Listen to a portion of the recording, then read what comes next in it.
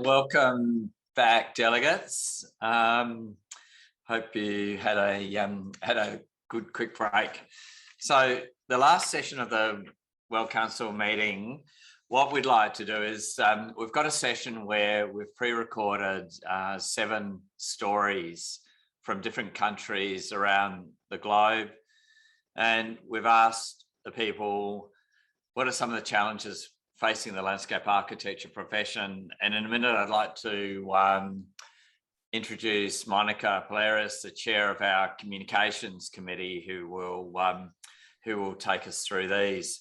At the end of the videos, what we've got is some time set aside, and I'd like to open the floor then to all the delegates to make their contribution also to what are some of the real challenges they see in their country.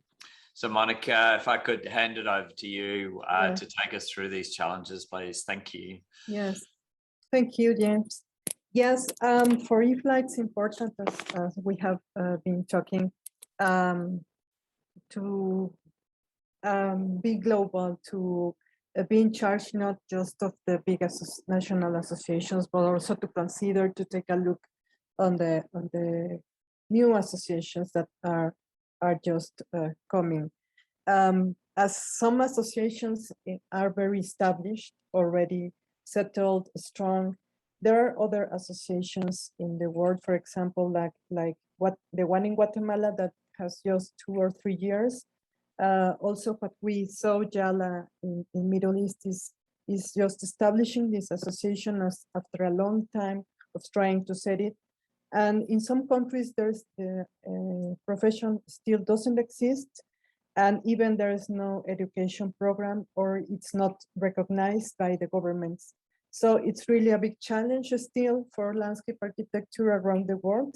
And so for that, we invited some associations. We have here 7 associations from different regions to participate, sharing through a video, a pre-recorded participation, to share with us what are the challenges of landscape architectures in these countries that probably in some cases we don't imagine that it's this way.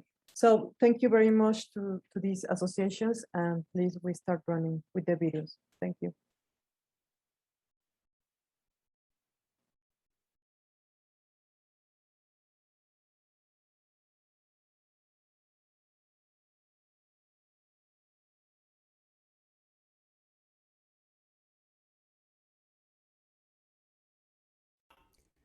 Hi, my name is Akram El Haraki. I am a landscape architect, member and former president of the Association des Architectes Paysagistes du Maroc, the AAPM. I have been involved at the AAPM since its inception, and I have been taking part of the evolution of the practice of landscape architecture here in Morocco and in other countries through either my professional practice, but also when I was a member of as an AAPM IFLA delegate, which led me to this same conclusion, that the challenges we've had to go through in Morocco were indeed quite similar to many other countries. Either they have been or are going through, and that is regardless of the fact that those countries may be developed or developing countries.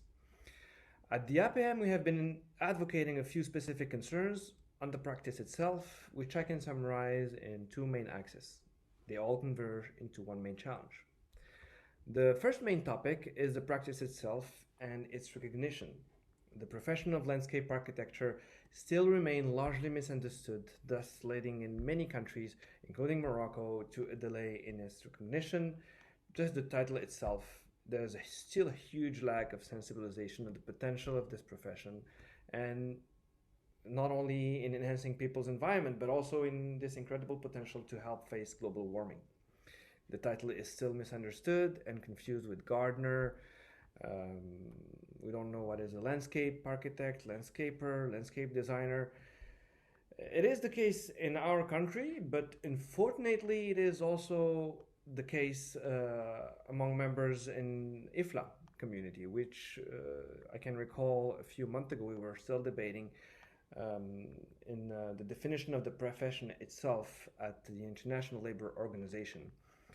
I can't express more my concern that we need to have that settled as soon as possible. especially for developing countries such as ours that are used to rely on international organization. I can't thank enough IFLA as an organization, an international one, for its support in developing the profession in our country. Just by, being members of this large group of this global community brings us so much help. It's a lot more than any financial help. It's an institutional support, and countries like ours really need it. We need that not only for the title itself, but also for the development of the country. And at the end, after, for actually the impact the profession can have in terms of global warming. We have been advocating that the title has to be agreed upon globally in as many languages as there is, maybe in countries and IFLA as members. And we need to push for this title through higher organization. The capacity of landscape architects as professionals to be heard when it comes to fighting climate change depends on it. At the APM, we have been able to achieve a partnership with Local Architects Union, which was based on the same one signed between the International Union of Architects and IFLA itself. It was, even though we urged the local government to give to professionals the capacity to become actors facing global warming, at least locally, our discourse still lacks some backing up. Which leads me to speak about the second issue, which is linked to the global warming and our understanding and the ways of fighting it. Here at the Kingdom of Morocco, during the last 2 decades, we have been pushing a lot to find solutions for global warming by providing more clean electricity, by banning plastic bags, things like that, etc. But unfortunately, when it comes to planning and landscape architecture, there's huge confusion. From my opinion, it's a misunderstanding of the solutions is more within us as professionals, all of us as planners, and this kind of lead to a lack of credibility and involvement in the governmental discourse and the strategic planning done by the government.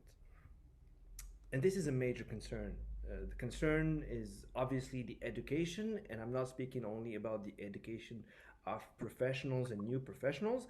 I'm also speaking about the education and sensibilization on the profession itself, amongst others.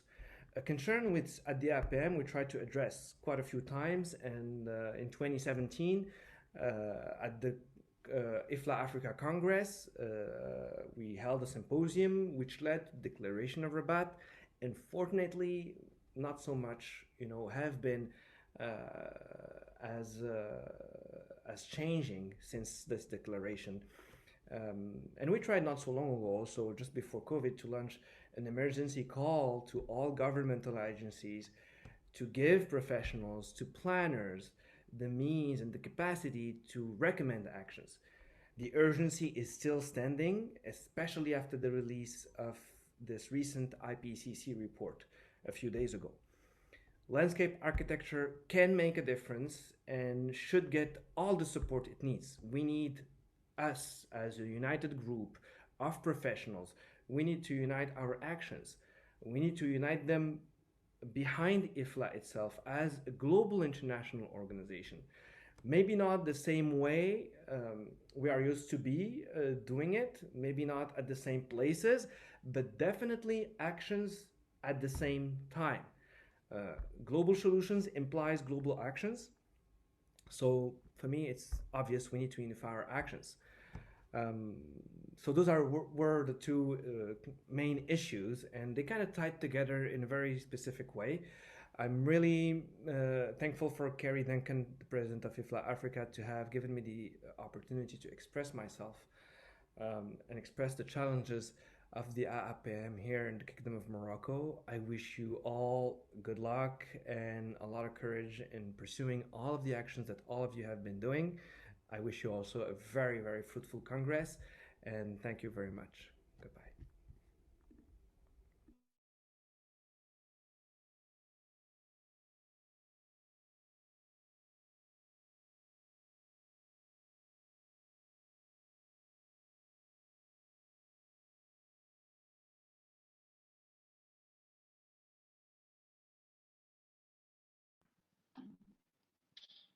Hola, soy Maite Girón, arquitecta paisajista, miembro fundadora y actual presidenta de la Asociación de Paisajistas de Guatemala, Guateland. En esta ocasión quiero compartirles una idea general de cuáles son los retos de la arquitectura al paisaje. Cuando me expusieron esta invitación vino a mi mente retos. Bueno, en mi país hay muchos. Guatemala es un país muy joven en el tema de paisaje y profesionales del paisaje y recinto somos pocos. Pero en general les quiero transmitir la idea de los retos actuales que como asociación hemos identificado. El paisaje en Guatemala ha sido moldeado por el medio social y natural a través del tiempo como resultado de diferentes fenómenos cíclicos como erupciones volcánicas, terremotos, inundaciones, etc. Y por actividad humana como la minería, extracción de petróleo, agricultura y todo lo que implican los asentamientos urbanos. La conciliación de sacar el mejor provecho de estos recursos, sin degradarlos irreversiblemente, mientras que logra aportar una mejor calidad de vida para las personas que lo habitan. Lograr el balance entre las necesidades humanas y el patrimonio natural y cultural preexistente de un lugar. En ambos conceptos, el estado evolutivo es la clave. Los profesionales del paisaje aplicamos una disciplina planteada desde el pensamiento holístico y la creación de mejores espacios para la convivencia. Entendemos bien el ambiente natural y el ambiente construido y la relación que hay entre ambos. Y nos hemos preparado para asumir el liderazgo en el diseño de espacios exteriores y captar la atención del público en los mismos. En Guatemala, la arquitectura del paisaje es una profesión poco conocida aún, malinterpretada o confundida por otros oficios como el de la jardinería. Existe una carencia o falta de identidad sobre la profesión del paisaje que impide su desarrollo, su crecimiento y su valoración. Nuestros conocimientos, nuestras capacidades y nuestro valor, además de su integración como parte de equipos profesionales o mesas interdisciplinarias involucradas en el desarrollo de las ciudades de mi país. El desconocimiento, la desvalorización, el poco apoyo nos llevan a una falta de identidad como profesionales del paisaje. ¿Qué hacemos? ¿Cómo ejercemos? ¿En dónde y cómo nos involucramos dentro de una sociedad? ¿Cuál es nuestro aporte a la sociedad? Todas estas interrogantes nos llevan a identificar un gran reto: la promoción y el reconocimiento del profesional del paisaje dentro del desarrollo social, cultural y natural a través de la intervención, protección y difusión del paisaje natural y construido de Guatemala. Retos conceptuales, retos económicos, de ejecución, por mencionar algunos. De esta identificación de retos es que nacemos como asociación en Guateland, la Asociación de Paisajistas de Guatemala. Como un grupo de jóvenes emprendedores, todos profesionales en distintas ramas del paisaje, queriendo unirnos para enfrentar estos retos, comprometidos a respaldar el ejercicio profesional en el país y promover la aplicación de prácticas responsables con nuestro ambiente, con una visión de ser una comunidad interdisciplinaria que incide en las buenas prácticas de intervención del paisaje para mejorar el estilo de vida de los guatemaltecos y preservar nuestro medio ambiente. Y una misión de potencializar la misión del paisajista en Guatemala para brindar servicios de alta calidad en el diseño y ejecución de proyectos proponiendo soluciones efectivas con la finalidad de tener un impacto positivo en la sociedad y en la naturaleza. Concluyendo entonces, puedo decir que como asociación buscamos crear cultura en nuestra sociedad sobre la gestión del paisaje, tanto del ámbito urbano como rural, dentro del sector público como privado, por medio del desarrollo de reglamentos y disposiciones oficiales, además de fomentar el aprendizaje continuo por medio de una agenda de actividades, la cual nos permite establecer una comunidad en la que se puedan interrelacionar los diferentes interesados en la temática del paisaje. Paso a paso, poco a poco, hemos ido creciendo como asociación y comunidad, logrando ser una plataforma vocera de la valorización del paisaje y del profesional del paisaje dentro y fuera del país. Así es como concluyo esta corta presentación, agradeciendo la invitación y esperando verlos pronto. Muchas gracias.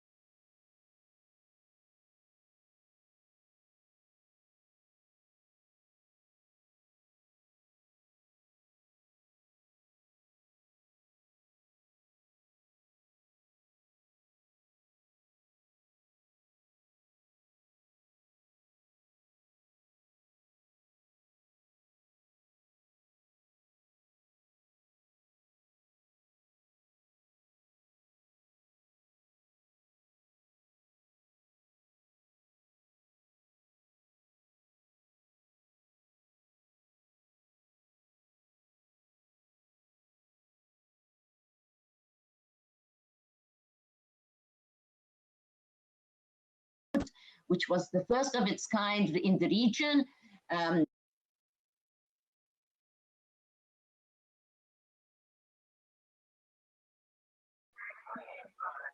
Greetings, everyone. It's an honor and a pleasure to be with you in Malaysia and to be invited to present the Lebanese Landscape Association. We are a very young association.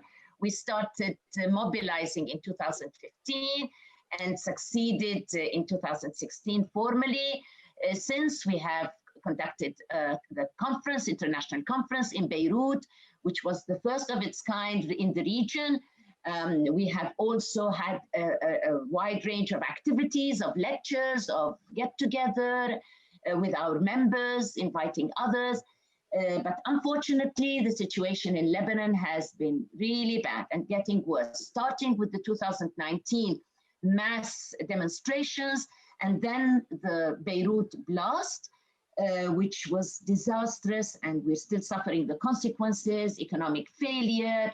But the Lebanese are fighters and we refuse to give in. We have fought before, we will continue to fighting. We have three strategies. The first is to fight and resist, as a lot of my colleagues now, Leila administration, will talk, with activism, teaching, working. Some of us have chosen to flee and we've gone out to practice abroad. So a lot of our landscape architects have gone abroad. And many of us have turned our faces to IFLA, to service IFLA and to look at different positions as I have listed. Naila. Among these multiple crises, I feel one of the things that allowed us to continue promoting the field and excellence in the field is really being innovative, creative, and flexible in the way we work at the academic and professional level. At the academic level, many of the teaching strategies have had to shift, whether it's online, virtual, hybrid, or outdoor classrooms. And I think that what's interesting is we've taken on these unfortunately devastating actions, but try to use them to learn and promote landscape for the future, and also use this digital platform to be able to enhance collaboration at the international level, share our experiences, and advance the field in the new ways. So for instance, the Beirut blast led to recovery workshops at the international level, learning from these opportunities and advancing the field. The academic institutions also continue to promote the field. The American University of Beirut, for instance, continued to apply for the lab accreditation, and we're hoping to hear news for that accreditation soon. So the COVID pandemic has affected the educational system worldwide, leading it to close, then switching to virtual teaching. That's why the IFLA Education Academic Affairs, as a chair, we launched a survey related to the teaching and learning during the COVID-19 pandemic, and it showed that all Lebanese landscape architecture programs converted successfully to online or hybrid for all kinds of courses, from design studio, theoretical courses, technical and aesthetic courses. But since the national situation is deteriorating day by day at all levels, this experience would be the economical crisis potential response and survival mode to all these landscape architecture programs established more than 2 decades now. Gabriella? Lebanon is a small country, but has the high percentage of Syrian refugees in the country. And Leila and Landscape Architect Without Borders is dealing with Syrian refugees and is analyzing the crisis, looking at human action as a significant component of society, important shaper of the ordinary everyday life. After the August 4 Beirut blast, the condition of Syrians worsened, and the Leila and Landscape Architects Without Borders, together with AUP and other international universities, joined effort to organize an international regeneration studio and work together to intervene in several open spaces in Bourjanoud, municipality where Syrians are located, to implement small interventions recover, reconstruct the social open space of these places. Leila's survival strategy was also reflected on its logistics. We managed to keep going and meet up with all Leila members that are now spread all over the world in different countries. And we find ways to engage Leila members and to keep new members interested in joining, such as meet and chats and the project of a tree and a village, and featuring just graduating landscape students. Thank you.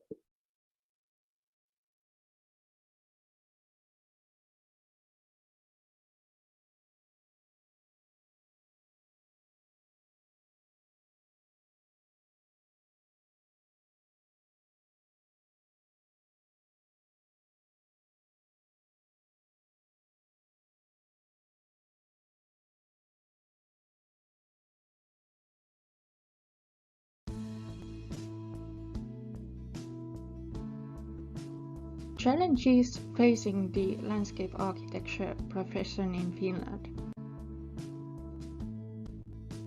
There are three main challenges in Finland.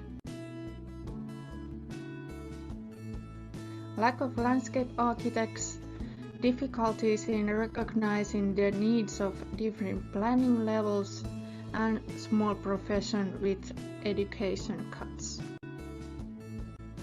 Challenge 1. Lack of landscape architects in Finland.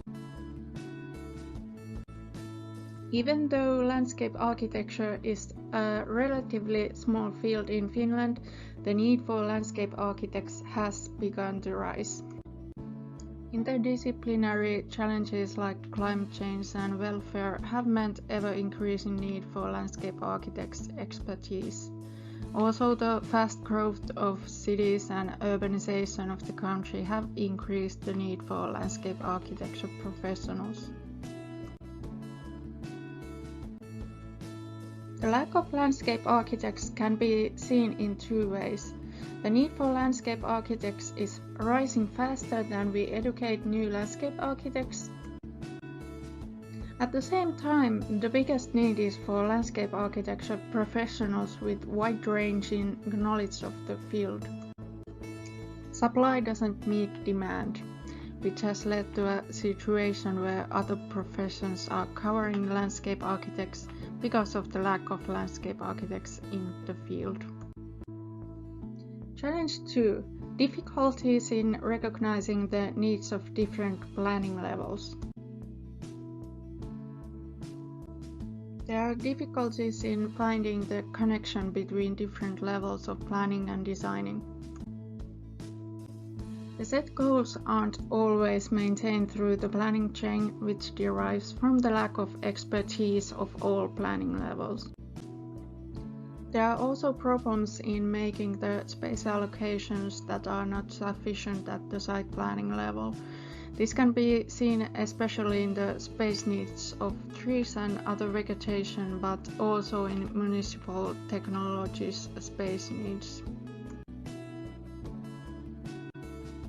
There's a need for more landscape architects, especially to the detailed planning sector in the city planning for municipalities to tackle with these issues.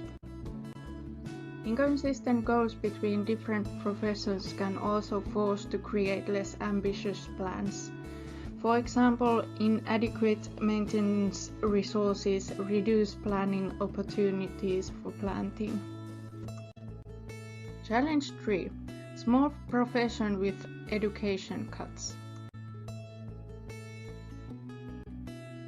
Landscape architecture is a small field in Finland, and the extent of landscape architecture profession and the need for it is largely unknown.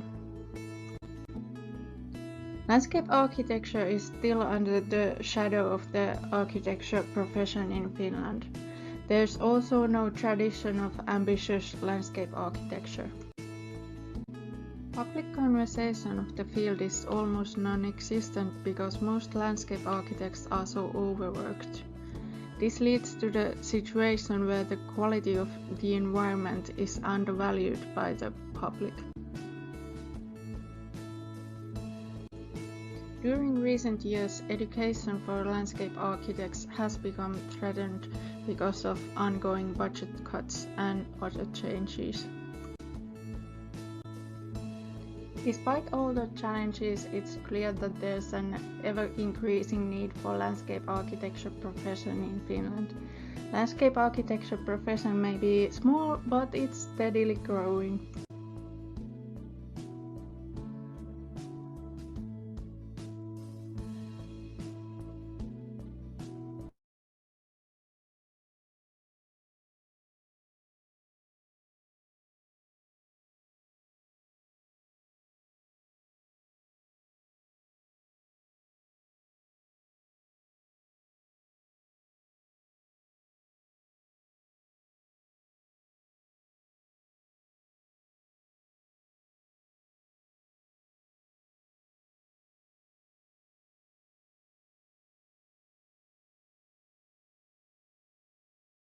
This is a short film about challenges faced by landscape architects in Malawi. Malawi is a subtropical country in southern Africa, blessed with the third largest freshwater lake in Africa. Altitudes range from 75 to 3,000 meters.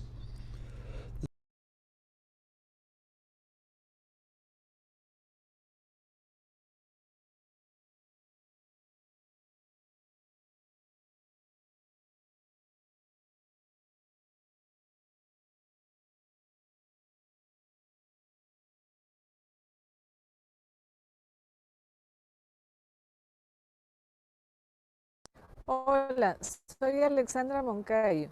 Reciban un cordial saludo desde la mitad del mundo, Ecuador, uno de los países megadiversos del planeta por la presencia de las Islas Galápagos y sus 3 regiones, costa, sierra y Amazonía. Ecuador, primer país latinoamericano que en el 2008 planteó en su constitución los derechos de la naturaleza, mediante el summa causae o buen vivir de la sociedad en comunión con la Pachamama, nuestra casa común. Los derechos de la naturaleza implican el reconocimiento de la biodiversidad biológica, geológica, geográfica e histórico-cultural, que se traduce en la riqueza de los derechos del paisaje ecuatoriano. Bajo este contexto, la SAPE, Sociedad de Arquitectos Paisajistas del Ecuador, cuya sede está en la UTPL, Universidad Técnica Particular de Loja, se encuentra culminando la Carta del Paisaje del Ecuador con una narrativa participativa, multidisciplinaria, respaldada en documentos y referencias científicas que fundamentan su contenido, revaloran los potenciales que caracterizan a las regiones y marcan las pautas y principios para su futura revalorización y protección.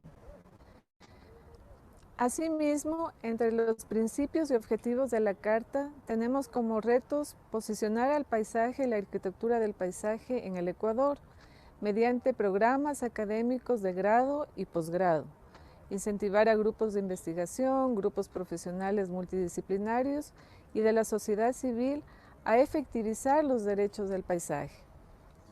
Nos preocupa también el riesgo permanente en el que se encuentran muchos paisajes que por su riqueza y diversidad deben ser reconocidos, valorados y catalogados para su protección, gestión y fortalecimiento dentro de los derechos de los ciudadanos y en el marco de la Constitución ecuatoriana.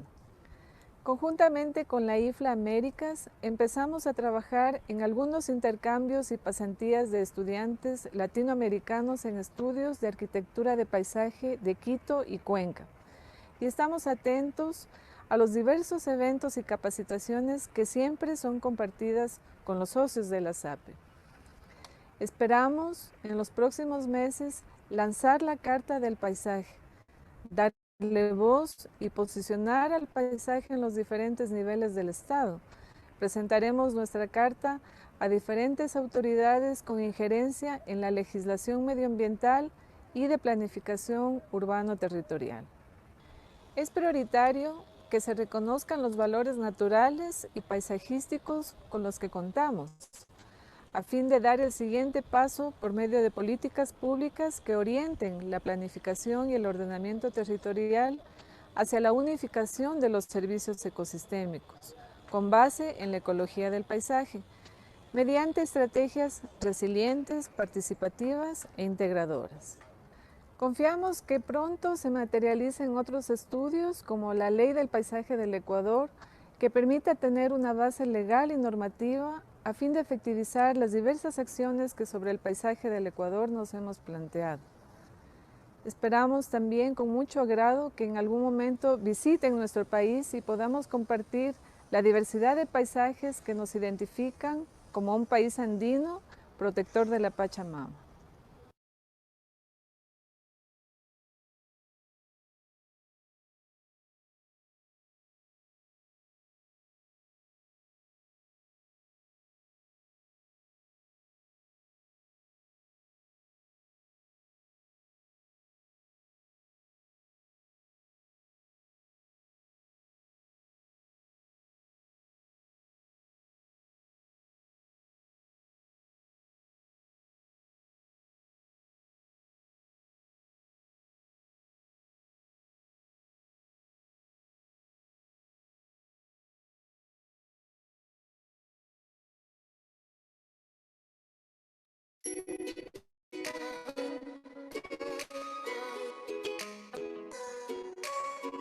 Hello.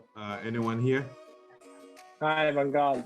Hi. I'm here and Farisa is here. Hello. Hi, I'm here. Hello. Hey. What is the purpose of the gathering today? Well, the reason we're here today is that we need to make a video clip to update our status, Thai Association of Landscape Architects, to our delegates in IFLA World Congress this year, and also to share the challenges our profession is facing right now. Let me share some projects. I noticed that our members, Hala Landscape Architect, were famous for residential and hospitality design or design for a private property, and they have been awarded by a lot of international organizations. But as a matter of fact, we also have other projects approaches that answer the urban lifestyle. Furthermore, it's urban revitalization. So I think that's good. So let's talk about the project that integrated into new and current urban environment. Shall we? Yeah, let me show you some projects.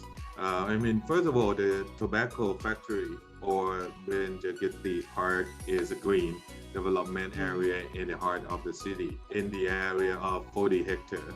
It is the first public park in Bangkok that used the forest park concept. This is to create a small ecosystem in the city, and this project is considered an urban forest. Or if there is another project, would be the PTT, Urban Forest Project.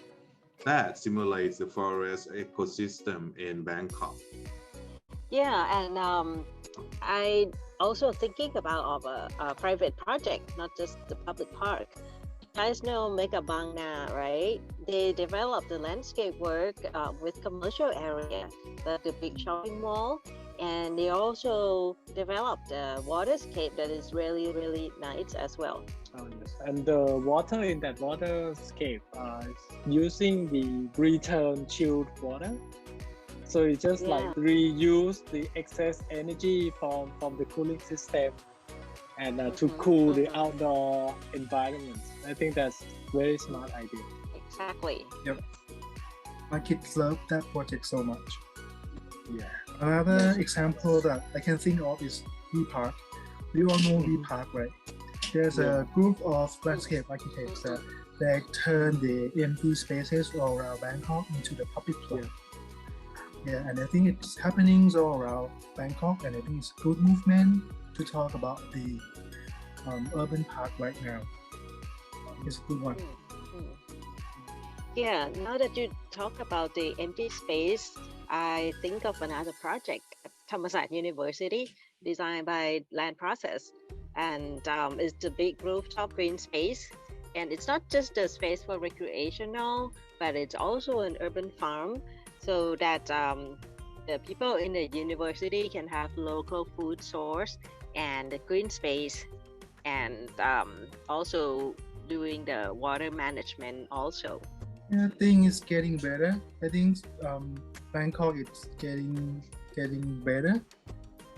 Our profession is doing better, right? But is there anything else that we could do more to get things even better? It's a good question. For the projects we just discussed, I think the challenge is not the ability or the quality of the profession, nor even the quality of the open spaces, but how to integrate and collaborate. First, the green open spaces are normally private or property of different authorities and are always fenced up, make them inaccessible to the public in general, which also leads to the second challenge, where the profession faces authoritarian difficulties to take part in those public projects. This is another form of boundary. And lastly, the future psychological obstacles as a result of the pandemic as well. We need to collaborate and integrate to overcome these three obstacles, remove the fences, and help improve green public spaces, both in terms of quality and accessibility.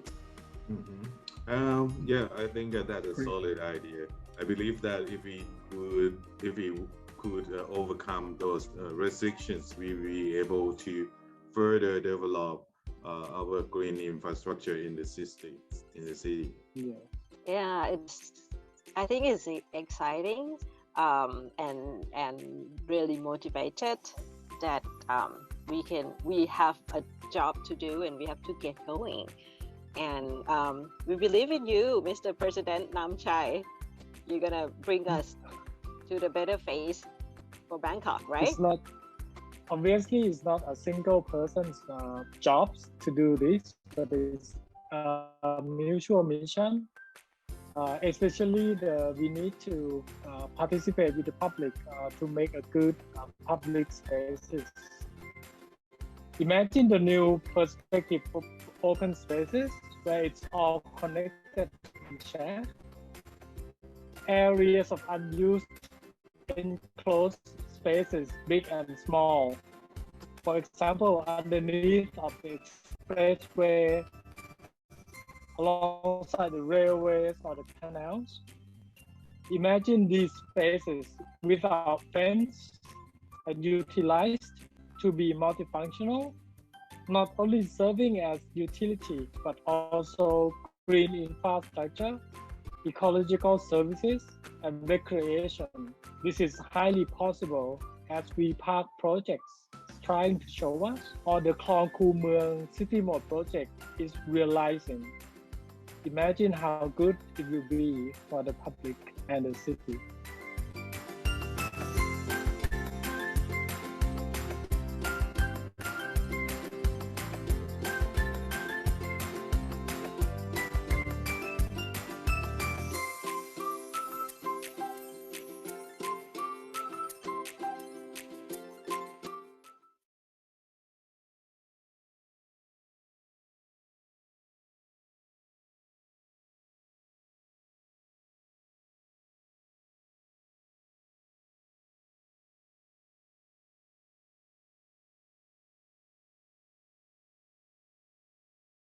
This is a short film about challenges faced by landscape architects in Malawi. Malawi is a subtropical country in southern Africa, blessed with the third largest freshwater lake in Africa. Altitudes range from 75 to 3,000 meters. The summer is wet for 4 months, while the rest of the year is dry. Wild vegetation includes open savanna, riverine woodland, grassy wetlands, and small areas of rainforest. Agriculture and human settlement occupy what were areas of savanna. There are 4 main cities: Blantyre, Lilongwe, Mzuzu and Zomba.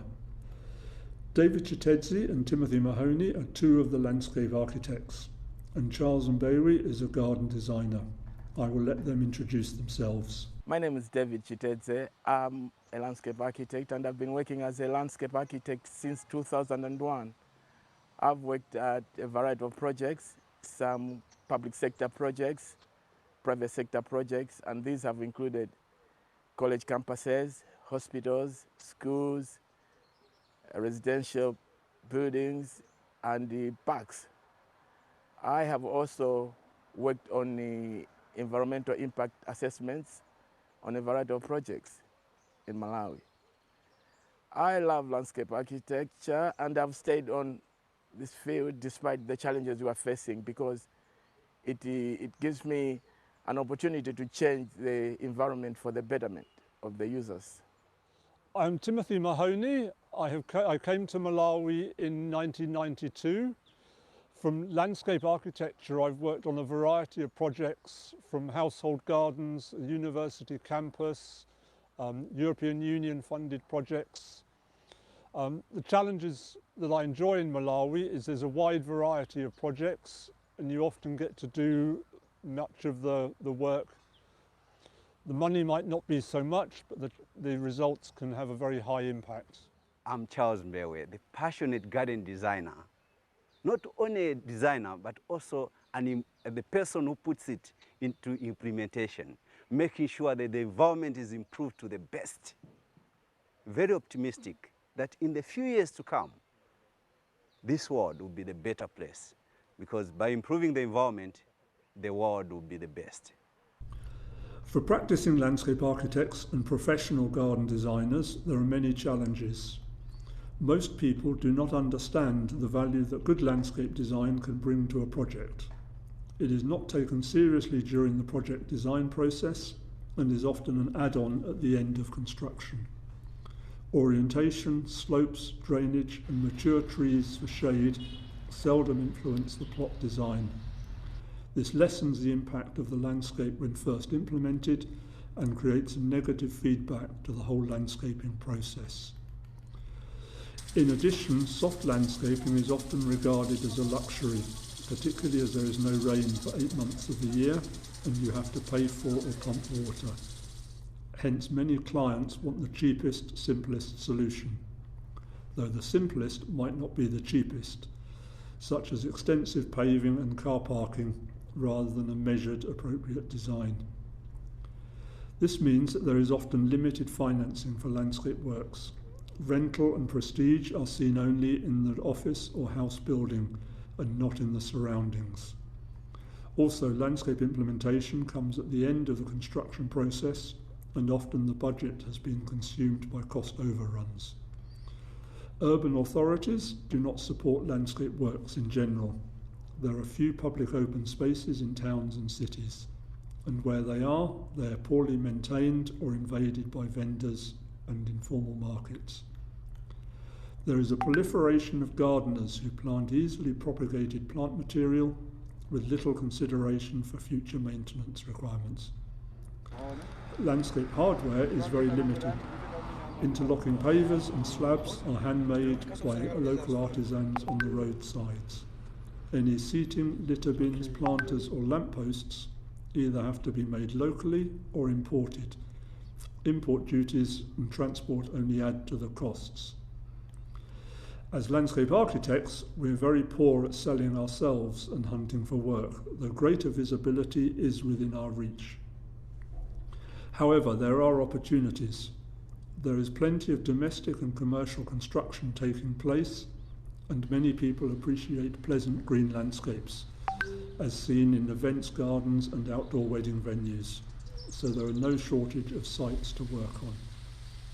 We resolve to get out and about and make some noise.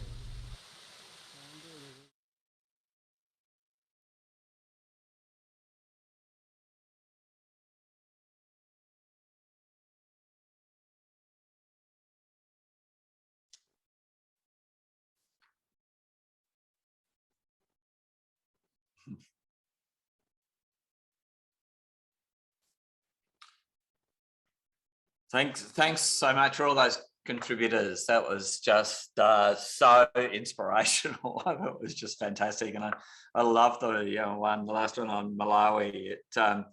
It expressed so much, I think, practice in my country too. So I think that was just a fantastic summary. So thanks for all those videos. They're really good. What we've got is we've got about 10 minutes now where we just like to open the forum up, and I think we're going to have to do this, Monica, if we see a hand raised.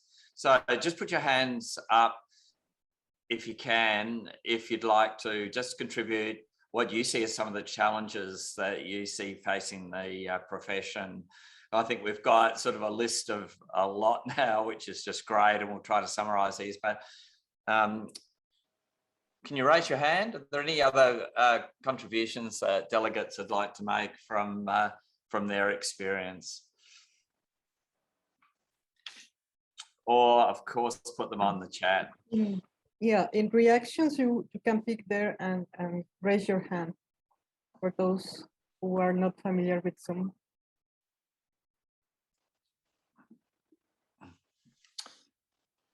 Okay, we've got, I can't actually see who it is, but with your hand up, sorry.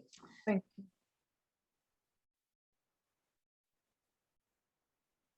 Three. Yeah. Thank you. Can you unmute? Monica, can you see who's got their hand up?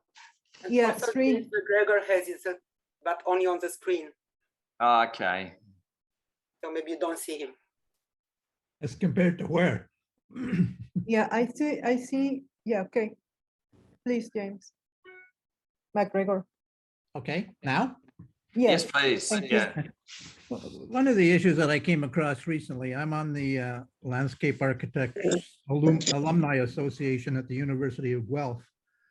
And the amount of money that's going to be spent in climate change by either international banks or even commercial banks over the next 10 years is in the trillions of dollars.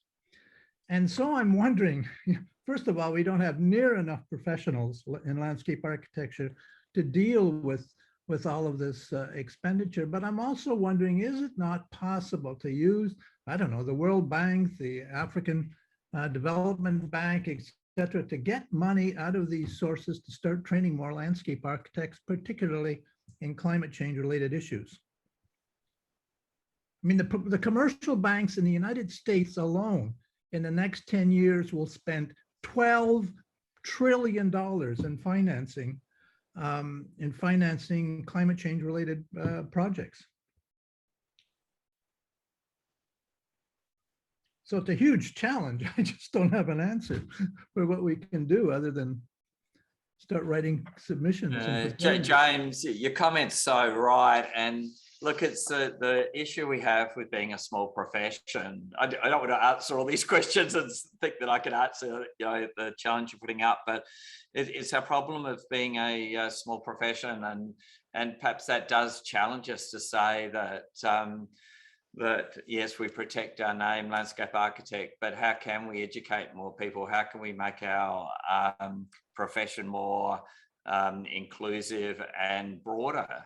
And maybe we have to challenge the way we educate landscape architects and change the definitions. And if you take some of the themes that have been talked about last 2 days, like agriculture and food and health and well-being and mental health through COVID, and all these recurrent themes, are we educating our students to expand our profession? Because if we don't expand, who's going to do that work? And you're quite right, others are going to do it. So sorry, I didn't want to answer your question, because I think your comments were quite right, and I think we need to add that to it. Yeah. Okay, there's another hand raised, and it appears like SRI.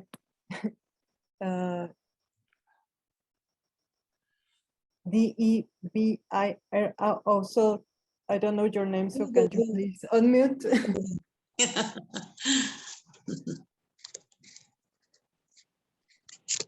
Can I there we speak? are. Hi. Hi. We can see you now. Hi. Can I speak? Yes, please. Yes, please Yeah, go yeah. ahead. Yeah. It's good that the budget for climate change and the spend was brought up by the earlier speaker. I was also concerned with about how green we are, within quotes, of course, as professionals, because landscape products market size is around USD 63.59 billion in 2018. It was estimated as such, and the CAGR, the cumulative annual growth rate, is 5.4% till 2025.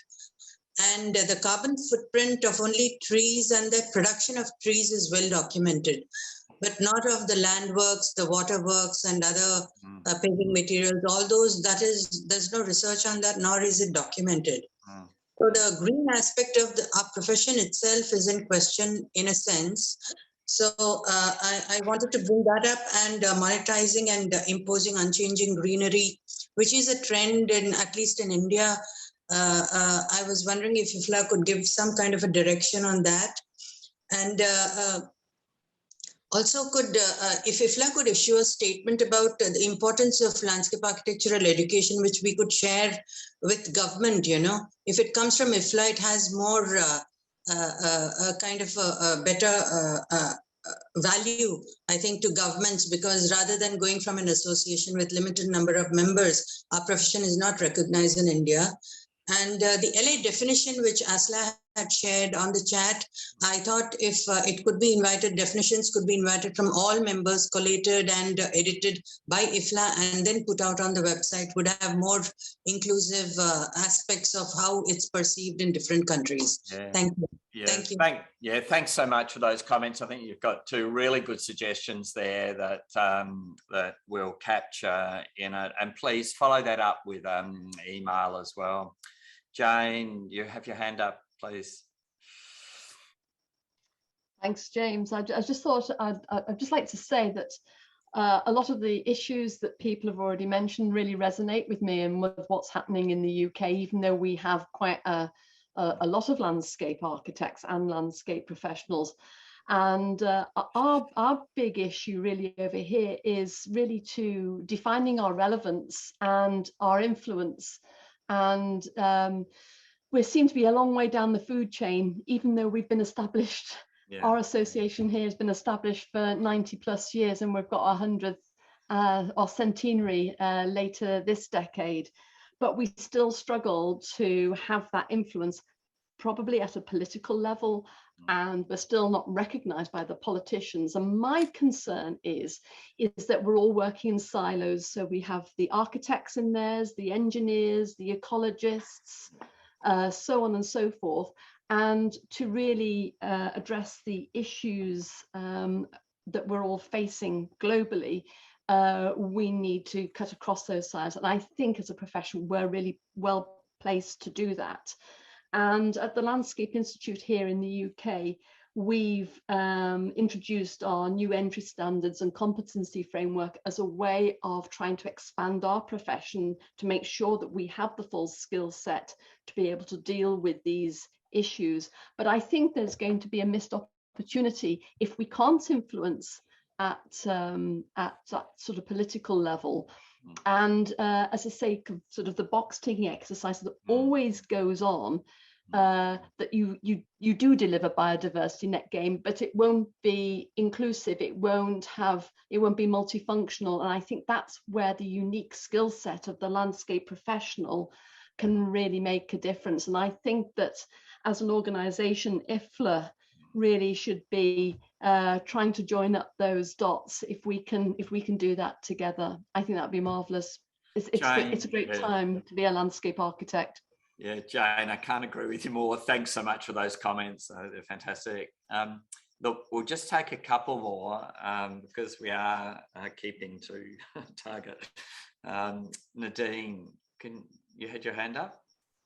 Yes, sorry, I will not be able to put the video, but I'm going to speak. Can you hear me well? Yeah, we can hear you. Yeah. Okay, great. I just want to say that it is very hard for a landscape architect and even a landscape planner like myself to be an advocate, because we are really not taught advocacy. And I think other professions such as urban planners or architects have been more naturally born, I don't know if to be advocates. And these advocacy and, you know, to raise the voice, to bring a global voice to a profession through social media, through mentorship, maybe even coaching between mature global association and local association is so important. So that's from my end, especially from my interaction over the past year with Monica and the team. Thank you so much. Yeah, thanks very much, Nadine. That's really good. We've got two more hands up. We've got Vincent and Colleen, both from Canada. Now, this is interesting. Sorry, Vincent. Colleen had her hand up, but she promises she will not speak for more than 30 seconds. Vincent doesn't have anything good to say anyway. I don't believe no, you. I just wanted to come back to what Jane was saying and hope that when we send out the commitment statements, that you can all take a really close look at them, because Jane, we face the same kinds of problems here in issues that relate to conservation of nature, and indeed right now to the advancement of nature-based solutions. Our governments here in Canada is doing the call an engineer and they'll hire a biologist, and then we can do nature-based solutions. So we really do have to step up. That's the leadership commitment. That's the leadership challenge. We have to stand up and find places for landscape architects in those discussions that are taking place now, so that our voice is part of that dialogue. So I'll pass off to Vincent. He's a good guy. He's a fantastic guy. And so are you too, Colleen. Thank you. Hi, Colleen. Thank you. And you're right. I don't have much to say. In any case, thank you, Nadine. I agree with your comment that you said. However, and first of all, I would like to thank all the people who did speak up on this issue. And what's very interesting is that the issues or the problems are the same all over the place. On the other hand, I would suggest to Nadine and to everybody, we should just stop thinking that we're not a big profession, that we're not able to do this or do that. In fact, we have done for so many years, generation upon generation, we've shown what we can do. And we should start doing like the other professions who are not so careful in saying that they're not good at doing things. They are great at doing everything. Engineers, planners, architects, and so on. We should just talk about our success stories. We should repeat them and repeat them and repeat them again, and do like Colleen, just talk a lot, and we'll convince a lot of people what we can do. Thank you all. Thanks, Vincent. That's fantastic. Look, I'd love us to continue this discussion, because I think some really fantastic points have been made in it, but time, it's not going to let us. So if I could stop the conversation now, sadly, and then invite you to continue it in the after party. So the after party is just in 10 minutes. So continue the discussion there. Just to bring our World Council meeting to an end, just a couple of matters. One is that I need to formally ask if there's any other business that people would like to raise. And again, perhaps I could do that just with a show of hands, if anyone would like to raise any other matters. Vincent, you've got your hand up. Yes, in fact, it was I didn't lower my hand afterwards, but I do think have you had something. better lower it. Yeah. I would just like to see some guidance from IFLA, how we can reduce our footprint when we travel for, let's say, for the next conference in Korea, that I hope we'll be able to do, to meet face to face. But is there a way that we can contribute to reducing our impact on the environment, and try to enforce this as we travel, because I think travel will continue. Thank you. Okay, thank you. I'll take that as a point to note. And again, I can't see who it is, but there's, oh yeah, please, yeah. Yeah, I just any other business, yeah. I think first we had, yeah. Yep. Carrie. Yep. You have your hand up? Before Carrie, yeah. Do you want to speak, please? Carrie. Any other? Okay, so yeah, please speak. Yeah. Sridevi or somebody else? Yes. Yes. All right. Can I speak then? Yes, please. Yes, yeah. please. So I just wanted to know if the IFLA awards could also include awards for in education, because that's a big vertical, and their education is a big part of how successful we are as a profession. So that needs to be recognized, I think, at the level of IFLA. Thank you. Thank you. Carrie. I just wanted to Any other business? Yeah. Yeah, I just would like to minute a vote of thanks to the ILM technical team and to Sally for making everything work so well. Thank you. Yeah. Right. I want to say as well, James. Yes, thanks. Oh, you don't know what's going on in backstage. There's a lot of work there. Well. Thank you. Thank you for the ILM work team. And also, I just want to share the link. Working group is to thank, because they are at the moment sharing live in all the social media what's going on in the Work Council. So thank you also to them. Yeah. All right.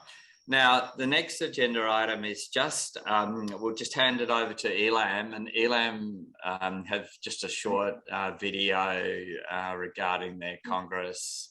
So Piang, if I could hand it over to you, please.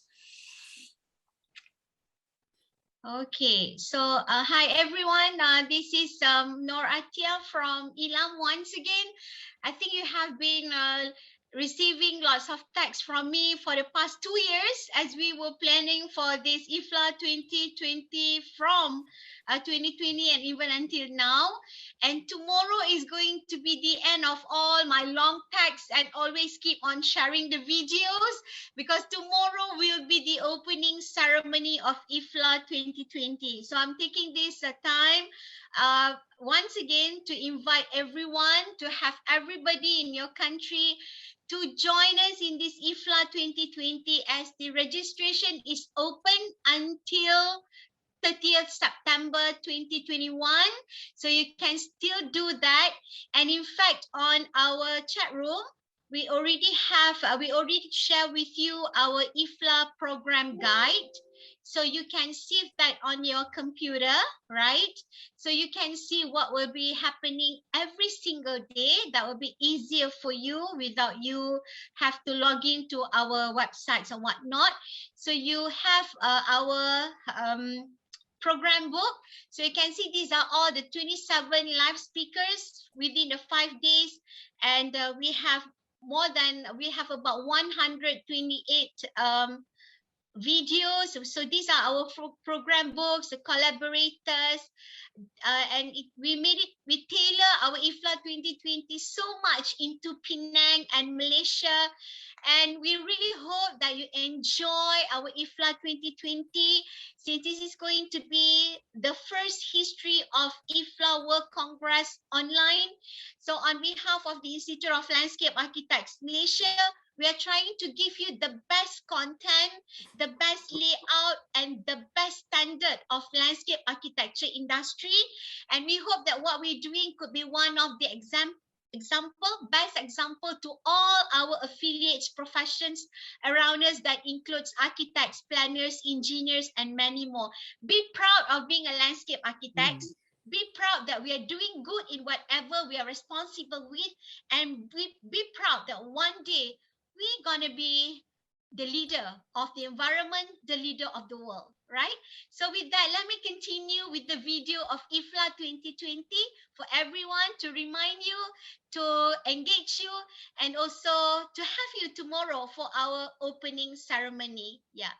So again, we are still on the program book. Yeah. So you see, everything is inside that, and we do it all for you. So now let's enjoy the video. This is the latest video that you are going to see. You are going to be the first to see for tonight. Enjoy the video.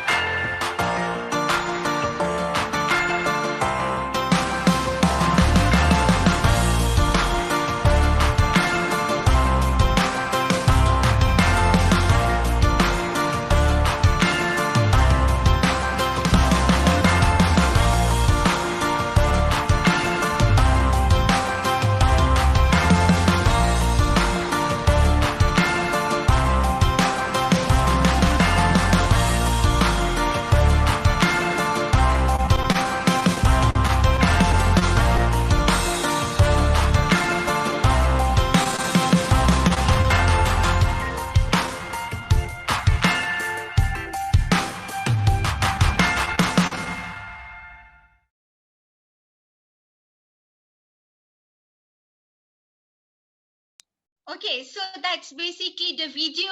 And one last thing that I really want to share with you is that our Congress tomorrow is going to be officiated by our caretaker Prime Minister. So when we talk about recognition, we talk about advocacy, we talk about to uplift our professions. So ILAM able to have our Prime Minister to officiate our Congress tomorrow. So that we hope can give another spotlight of our professions to open up everybody to see what we're doing and what we are capable of doing. So my dear colleagues, enjoy the IFLA 2020. Be with ILAM to set the history of the first IFLA 2020 live streaming from Georgetown, Penang, because history can never be made alone. We need a group, we need a strong group, and we need to be together to create and to make history. So let's do this together. See you tomorrow, 18/8/2021. Thank you.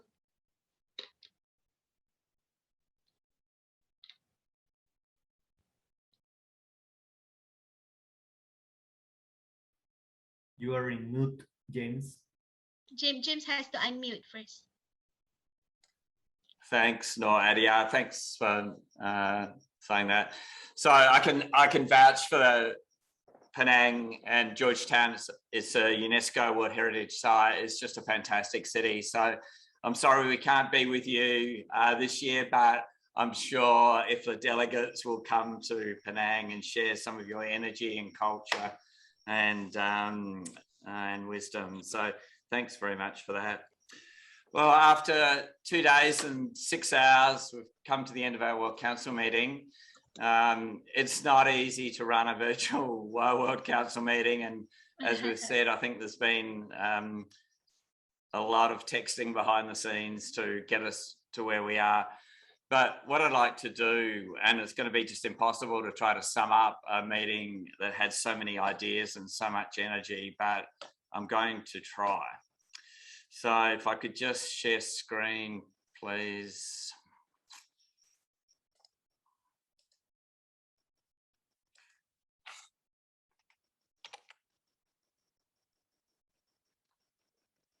So if I bring to a close the IFLA World Council meeting for 2021, but by doing it, I just wanted to take us back to where we started at the beginning of the World Council meeting and take you to Bunjabim, which is in Victoria in Australia. And this site is also a UNESCO World Heritage Site. And it's that because it's a site where agriculture goes back, they've carbon dated it back to 6,600 years as a site of collecting food.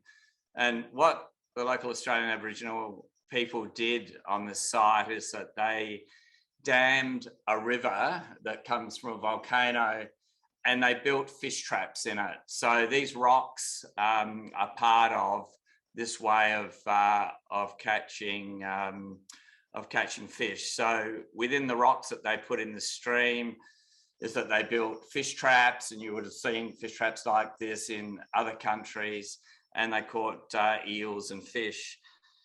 And as I said, this goes back to a sustainable way of growing food and living on the land. It goes back 6,600 years. They've been able to trace it back, and probably further than that, of being able to exist and work with the landscape on one side. And if there's ever this connection between people and landscape, it's examples like this, and there'll be right throughout the globe, there'll be different examples of this that are so incredibly important for us to look at in terms of this is real sustainability. What I'd like to do is just to finish off the World Council meeting by just taking us back to where we started in terms of the commitment that IFLA's made to the United Nations Sustainable Development Goals. And these pages are from the Landscape Architecture Guide to the 17 Sustainable Development Goals, which we talked about before, which was a publication that IFLA finished this year. It was edited by Marina Cabeva, and it's now on the IFLA website. So if you go to the IFLA website, you'll see the link back to this publication, which I think summarises IFLA's position on sustainability and, if you like, giving us the values that landscape architecture we've talked about so much over the last 2 days. And I'm actually going to go through this because I think it summarises, it's so important, and it summarises, I think, what we've all been talking about. So goal 1 is about no poverty, and it's about landscape architects working to create and maintain the urban forest, improving air quality, integrating low-cost urban food production and producing low-cost materials for construction. Goal number 2 is about zero hunger, and it's about landscape architects promoting action based on transformation, innovation, and resilience regarding food security and food sovereignty.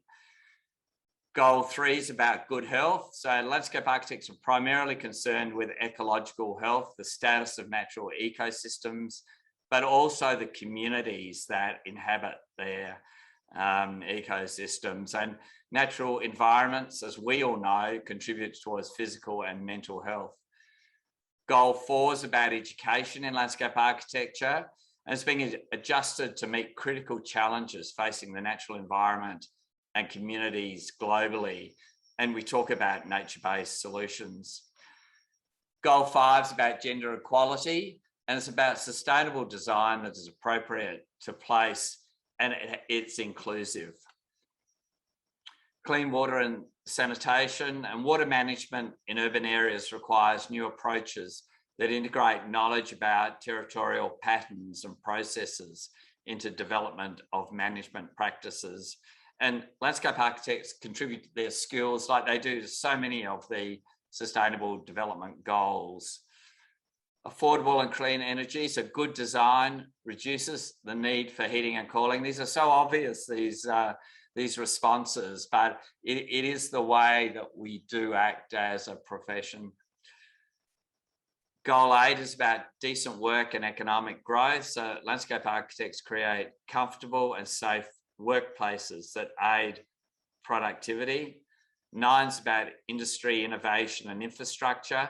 So landscape architects work on major infrastructure projects, such as road and rail corridors, waterways, flood control, that have positive effect in connecting communities.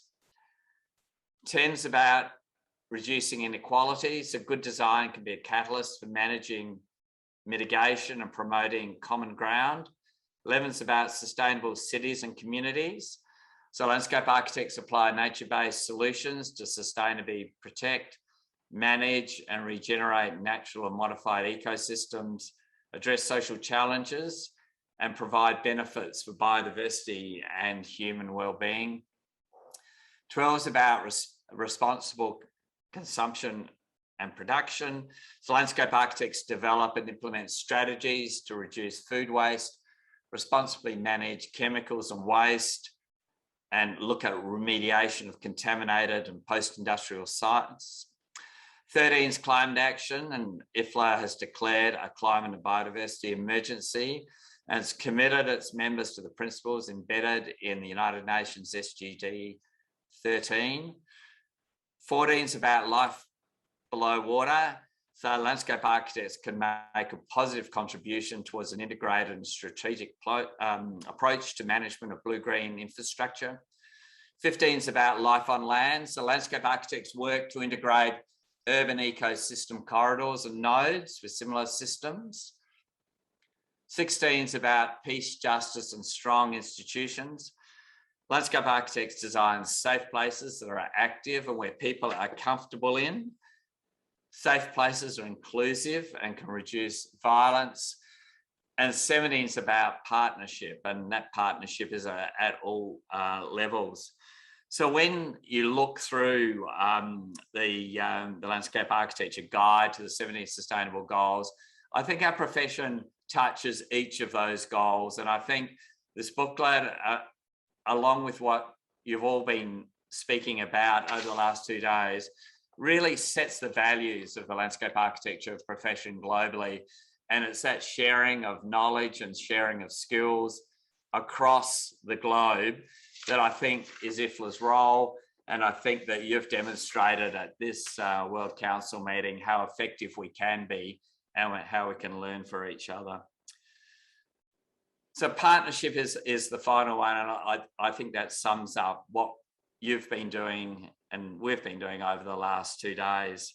So I'd just like to finally thank the team at ELAM who hosted this IFLA World Council meeting, the supporting tech team in Penang, particularly Pei Yang and his 5-year-old daughter, who was also part of the team that helped us, the IFLA Exco, the committee chairs, the working group chairs, and importantly, you, the IFLA delegates who represent the associations and thereby the landscape architecture profession globally.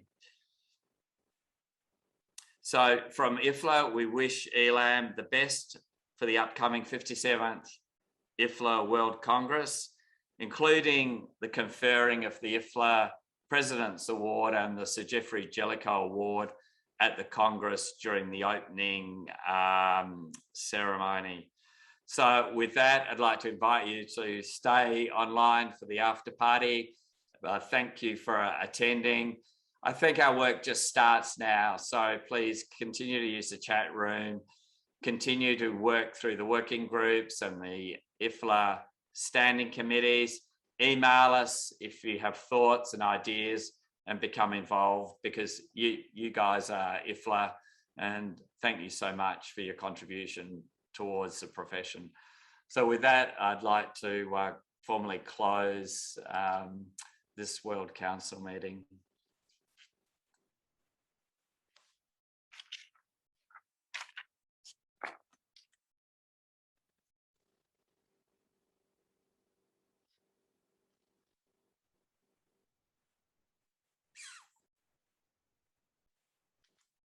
So with that, you'll see the Zoom ID, the passcode for the after party. So I'll log off now and I'll see you in a minute.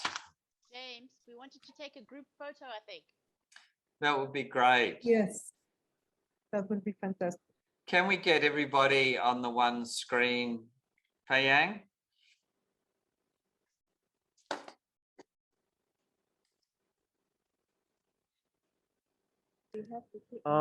James, I think this is about as much people as we can fit in one screen. Can we do it twice? Can we do it once like this and then do it again? 3 times actually. Right. 3 times. Several screens and then collate it in Photoshop. Okay. Yes, the power of Photoshop. Okay, Pei Yang, you'll do the photo? Yep. Sure. Thank you. All right. 1, 2, 3. So we'll take a couple of times. And again, 1, 2, 3. And one final time. 1, 2, 3. Lovely. Well done. Thank you, everyone. Yes. All right. Thank you. Yeah. Now, that Zoom link in that slide, that's for the observers to actually join us in this Zoom meeting that we have right now. Oh, okay. So Yeah, we're in the after party. Yes, technically we are. We are literally in the after party now. So everybody should take their moot off. Yeah. So for the observers, yeah, just feel free to join in using the Zoom ID and password.